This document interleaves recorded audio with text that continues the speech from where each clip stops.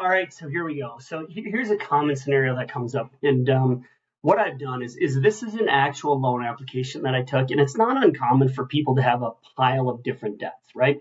Between installment loans, I think this is a debt consolidation, a couple of these, some student loans, car loans, whatever else. Then there's revolving accounts. So I always highlight the revolving in red because, not all debt is bad debt, but credit cards in general, and I got a different video on that. As a matter of fact, it's right up here.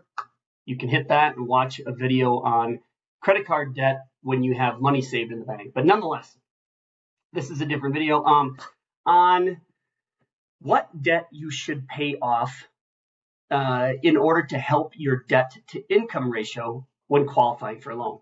So in this scenario, and it is kind of crazy, but this isn't all that uncommon.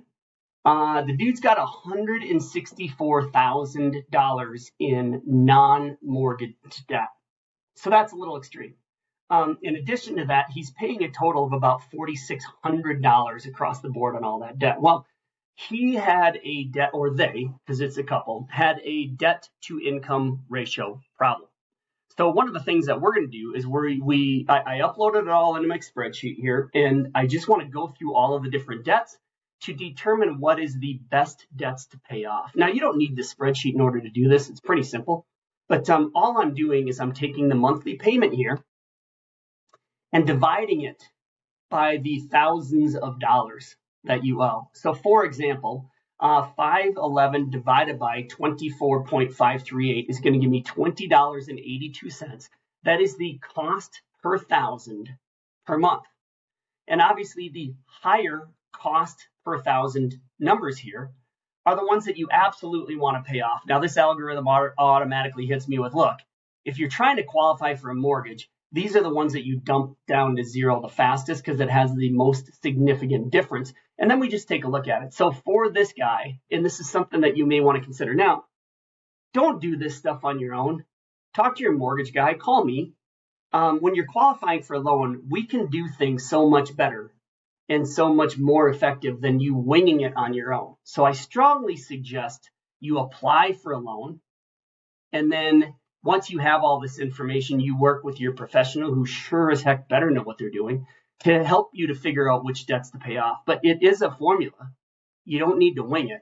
But nonetheless, when I look across the board here, it's pretty simple. Now, I'm not going to do the whole, filter and blah, blah, blah. But the reality of it is if I do this, you can see pretty clearly that these are very expensive debts. This $149 will eliminate $41 a month.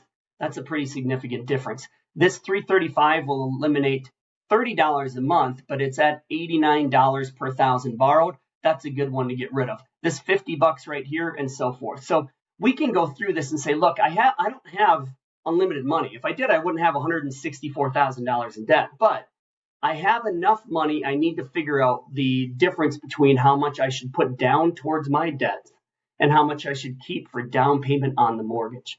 And the reality is, in this scenario, the guy actually did have some money. Eliminating all of the credit card debt was fairly inexpensive. It was 15 grand, maybe 20 grand. I think it's 25 grand. $25,000 to eliminate all of these debts would be a significant difference. I think when we ran them through here and looked at it, it was saving him, we need $30,000 to save about $1,200 a month. $1,200 towards a mortgage is almost another $170,000 in a loan. So significantly better to do that with the money than just try and pile it all up so he could have a little more money for down payment. So something to consider. Talk to your professional about this. It's extremely simple. I mean, this is arithmetic, and we can figure this out in order to help you qualify for the most house. And bottom line is, as I say a million times, my goal is to help you find ways your money can work for you so you don't have to work as hard for your money anymore. And having oppressively high credit card interest rates and balances on them is the exact opposite of that. So regardless of what this dude was going to do, my goal was to be able to say, look, and he had it. He had the 30 grand, save $1,200 a month. That's a $14,000 a year raise, and eliminate all these things. So anyways, That's the story. This is how it works. If you've got questions like this for yourself, reach out to me or my team, and we can walk you through this scenario and make sure you're being the most efficient possible with your money.